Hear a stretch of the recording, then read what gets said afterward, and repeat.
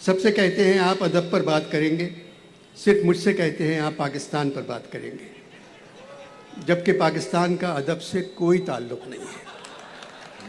मैंने पूछा शाह साहब इस दफ़ा हिंदुस्तान से कौन आ रहा है, तो कहने लगे अनवर भाई हिंदुस्तान से सिर्फ धमकियां आ रही हैं।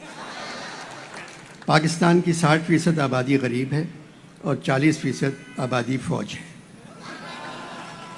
अमीरों का पाकिस्तान से कोई ताल्लुक़ नहीं। वो अपने बच्चों को मुसलमान करवाने भी लंदन भेजते हैं। इस बेअदबी के ज़माने में अहमद शाह साहब 15 बरस से अदब को ज़िंदा रखने की कोशिश में मुब्तला हैं। इस मेले के लिए बहुत मेहनत करते हैं और सिला भी मिल जाता है। सबसे कहते हैं आप अदब पर बात करेंगे, सिर्फ मुझसे कहते हैं आप पाकिस्तान पर बात करेंगे, जबकि पाकिस्तान का अदब से कोई ताल्लुक़ नहीं है। इस वीरान खंडर को शाह साहब ने फिर से एक खूबसूरत इमारत में तब्दील कर दिया। पढ़े लिखे लोग यहाँ आने लगे। 15 साल से उर्दू कॉन्फ्रेंस शाह साहब का पीछा नहीं छोड़ती। हालात जैसे भी हों दिसंबर के महीने में आ जाती है। दुनिया भर से अदीब इस कॉन्फ्रेंस में शरीक होते हैं, कुछ असली, कुछ अदीबों के भेस में। हिंदुस्तान से भी शायर और अदीब आ जाते थे, वो सब मर गए। अब वहाँ कोई नहीं है। मैंने पूछा शाह साहब इस दफ़ा हिंदुस्तान से कौन आ रहा है, तो कहने लगे अनवर भाई हिंदुस्तान से सिर्फ धमकियां आ रही हैं। स्टेज पर आने से पहले शाह साहब ने मेरे कान में कहा, अनवर भाई आपके पास 30 मिनट हैं। मैंने पूछा आपसे किस डॉक्टर ने ये कहा?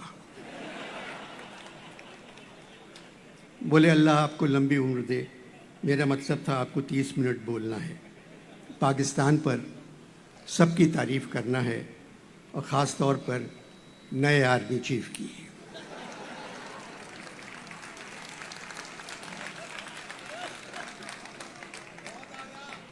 मैंने कहा शाह साहब आसिम मुनीर साहब की तारीफ़ तो सब कर रहे हैं, फ़ौजी भी, उनके दोस्त भी, उनके मोहल्ले वाले भी, नेक, शरीफ, नमाजी, ईमानदार, बहादुर, अपने पेशे से मोहब्बत, वतन की इज़्ज़त, परचम की कदर। उनके एक पड़ोसी ने टेलीविज़न पे कहा मेरे साथ गिल्ली डंडा खेलते थे।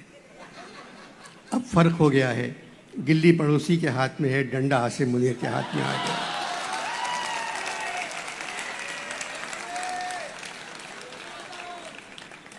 मेरी दुआ है ये ऐसे फ़ौज के सरबराह हों जो सिर्फ फ़ौज का ख्याल रखें और आवाम का। बाजवा साहब ने अपनी अलविदाई तकरीर में कहा था, फरवरी 2022 फ़ौज ने फ़ैसला किया है कि वो सियासत से परहेज़ करेगी। बहुत अच्छा फ़ैसला है। इसका मतलब है 74 बरस फ़ौज ने सियासत से बदपरहेज़ी की। बदपरहेज़ी का मतलब है बेइतदाली, बेएहतियाती, ऐश, फजूल खर्ची। ऐसा नहीं होना चाहिए था। फ़ौज हमारी ज़रूरत है क्योंकि हमारे पड़ोसी बहुत ख़राब हैं, हम भी कुछ ज़्यादा अच्छे नहीं हैं। इसीलिए फ़ौज कभी सरहद की तरफ देखती है, कभी अपने मुल्क की तरफ, फिर सोचती है मैं उधर जाऊं या इधर जाऊं, बड़ी मुश्किल में हूं, मैं किधर जाऊं, फिर इधर आ जाती है।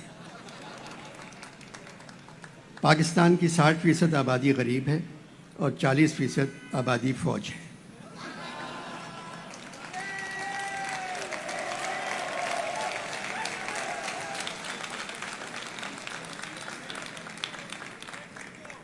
अमीरों का पाकिस्तान से कोई ताल्लुक़ नहीं। वो अपने बच्चों को मुसलमान करवाने भी लंदन भेजते हैं और कहते हैं यहाँ मुसलमान होने की सहूलत नहीं।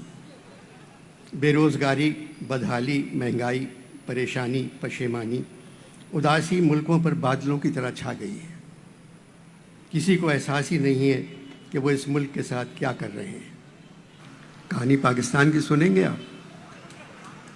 पाकिस्तान की कहानी एक फ़िल्म की तरह है जो 75 साल से चल रही है। हिदायतकार पंजाब।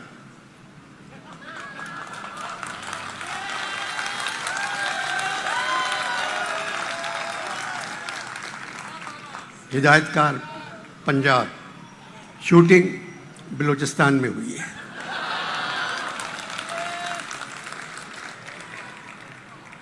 पसे पर्दा मौसीकी आर्मी का बैंड।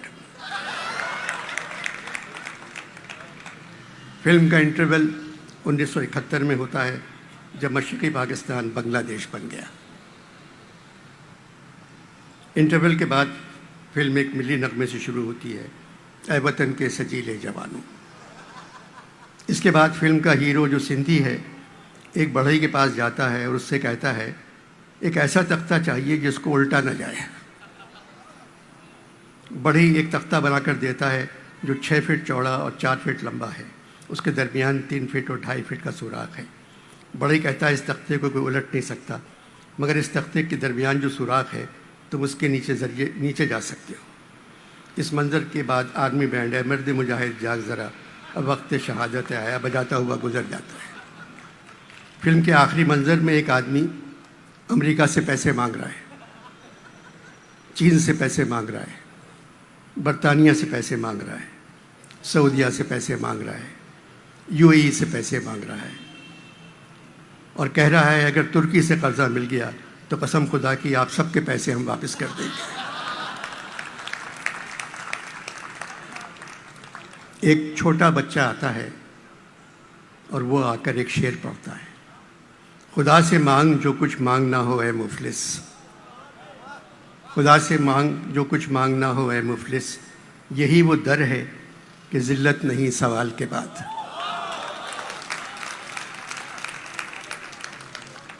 वो आदमी बच्चे से कहता है अल्लाह मियाँ डॉलर कैसे भेज सकते हैं?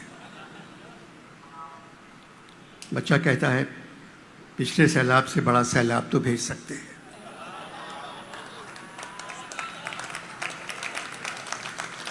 फिर आपके दामन में डॉलरों की बारिश। अब सिर्फ तबाही और बर्बादी ही आपकी आमदनी का ज़रिया बन सकती है।